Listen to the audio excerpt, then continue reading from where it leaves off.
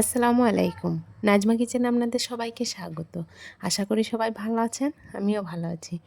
আজকে আমি একদম সহজভাবে ঝটপট সুজি দিয়ে বানিয়ে নেব ভাপা পিঠা। একদম সহজ রেসিপি। চালের গুঁড়া না থাকলে যদি ভাপা পিঠা খেতে মন চায়, আমার মতো এভাবে সুজি দিয়ে বানিয়ে নিতে পারেন। প্রথম থেকে শেষ পর্যন্ত ভিডিওটা দেখার জন্য অনুরোধ রইল। চলুন তাহলে শুরু করি রেসিপি। প্রথমে একটা বাটি নিয়েছি, এর মধ্যে নিয়ে নিচ্ছি একটা ছোট বাটির 1 বাটি সুজি। যে বাটি দিয়ে সুজি নিয়েছি ঠিক ওই বাটিরই 1 বাটি দিয়ে দিচ্ছি পানি। দিয়ে দেব স্বাদ মতো লবণ।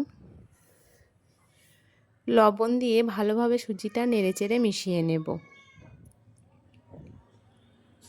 এইরকমভাবে একবার বাড়িতে বানিয়ে দেখবেন, দারুণ লাগবে। এখন ঢাকা দিয়ে রেখে দেব মাত্র 5 মিনিট।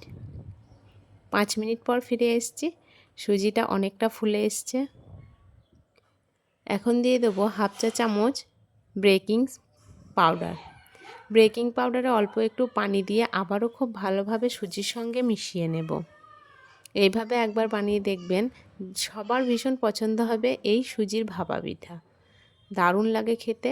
চাল গুঁড়ো না থাকলে ঝটপট বানিয়ে নেবেন সুজি দিয়েই ভাপা পিঠা। খুব ভালোভাবে মিশিয়ে নিয়েছি, এখন এটা সাইডে রাখবো। নিয়ে নিয়েছি এরকম ছোট ছোট বাটি। বাটির মধ্যে একটু ঘি ব্রাশ করে নেব। আমি এখানে ঘি দিচ্ছি, আপনারা চাইলে তেল দিয়েও তৈরি করে নিতে পারেন, তবে ঘিটা দেবেন, স্বাদটা বেশি ভালো লাগবে। বাটিগুলোর মধ্যে খুব ভালোভাবে ঘি ব্রাশ করে নেব। আমার রেসিপি ভালো লাগলে লাইক করবেন, কমেন্ট করবেন, বন্ধুদের সঙ্গে শেয়ার করতে ভুলবেন না। যারা প্রথমবার দেখছেন অবশ্যই চ্যানেলটি সাবস্ক্রাইব করবেন, পাশে থাকা বেল আইকনটা অন করবেন সবার প্রথম আমার ভিডিও দেখার জন্য। এখন বাটির মধ্যে অল্প একটু কিছু নিয়েছি ব্যাটারটা, এর মধ্যে দিয়ে দেবো খেজুর গুড়। খেজুর গুড় দেওয়ার পর আবার ওপর থেকে ব্যাটারটা দিয়ে ভালোভাবে ঢাকা দিয়ে দেব। আপনারা চাইলে এখানে নারকেল কোড়াও দিতে পারেন, আরও বেশি ভালো লাগবে।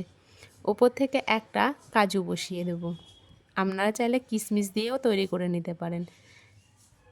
একইভাবে সব বাটিগুলোই তৈরি করে নিয়েছি। এখন একটা বড় হাঁড়ির মধ্যে পানি ফুটিয়ে নিয়েছি। এরকম ছিদ্রযুক্ত একটা থালা বসিয়ে দিয়েছি। এখন থালার মধ্যে বাটিগুলো বসিয়ে দেব। ফেসবুক থেকে দেখলে লাইক করবেন, কমেন্ট করবেন, ফলো করবেন। যারা প্রথমবার দেখছেন অবশ্যই চ্যানেলটি সাবস্ক্রাইব করবেন, পাশে থাকা বেল আইকনটা অন করবেন। এখন ঢাকা দিয়ে মাত্র 15 মিনিট ভাপ দিয়ে নেব। 15 মিনিট পর ফিরে এসেছি। দেখুন কত সুন্দর ফুলে উঠেছে এই সুজির ভাপা পিঠাগুলা। একটা ছুরির সাহায্যে চেক করে নেব ভেতর থেকে হয়েছে কিনা।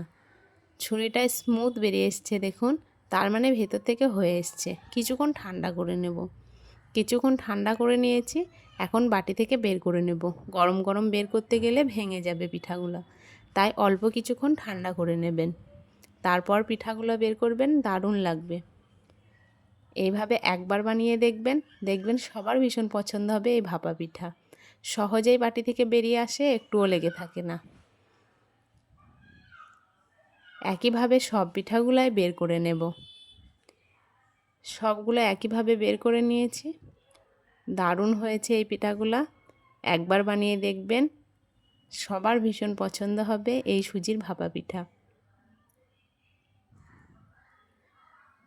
রেসিপি ভালো লাগলে লাইক করবেন, কমেন্ট করবেন, বন্ধুদের সঙ্গে শেয়ার করবেন। আজকের মতো এই পর্যন্ত। ভালো থাকবেন, সুস্থ থাকবেন। দেখা হবে আবার পরের ভিডিওতে। নতুন কিছু ভিডিও নিয়ে চলে আসবো আপনাদের সঙ্গে দেখা করতে। আজকের মতো এই পর্যন্ত। খোদা হাফেজ, টাটা।